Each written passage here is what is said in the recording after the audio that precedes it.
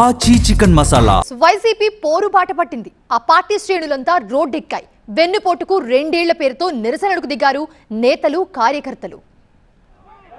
AP వ్యాప్తంగా YCP నిరసనలు మిన్నంటాయి. వెన్నుపోటుకు 2 ఏళ్ల పేరుతో ఆందోళనలు చేస్తున్నారు వైసీపీ శ్రేణులు. రాష్ట్ర వ్యాప్తంగా వైసీపీ శ్రేణులు రోడ్డెక్కాయి. ఇక నల్ల డ్రెస్ ధరించి నల్ల బెలూన్లు ఎగురవేశారు పార్టీ నేతలు.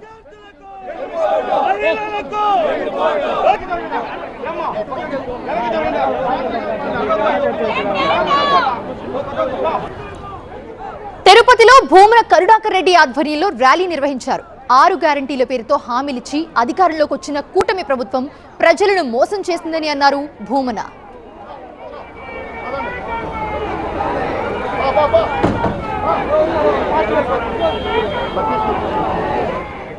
ఇక గుంటూరులో కూడా సేమ్ సిచ్యువేషన్. గుంటూరులో మాజీ మంత్రి అంబటి రాంబాబు ర్యాలీ నిర్వహించారు. ప్రభుత్వ దిష్టి బొమ్మను దహనం చేసేందుకు యత్నిస్తుండగా పోలీసులు అక్కడికి వచ్చి ఆయన అడ్డుకున్నారు.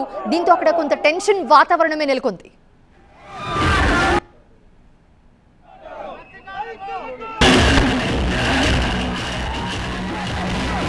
ఇక ఇటు గుడివాడలో కూడా సేమ్ సీన్. మాజీ మంత్రి కొడాలి నాని ఆధ్వర్యంలో నిరసన చేపట్టారు వైసీపీ నేతలు.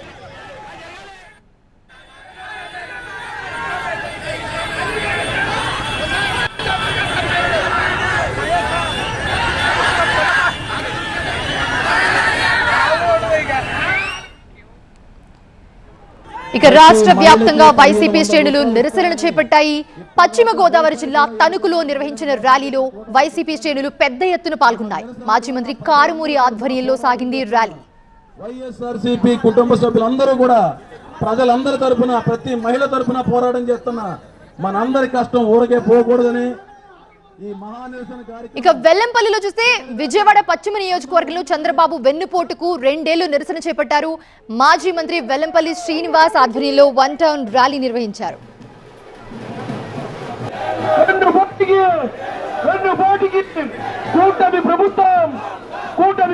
అటు జగ్గంపేటలోనూ కూడా సేమ్ సీన్ కనిపిస్తోంది. వైసీపీ శ్రేణులు నిరసన చేపట్టిన దృశ్యాలు ప్రస్తుతం మనం చూస్తూ ఉన్నాం.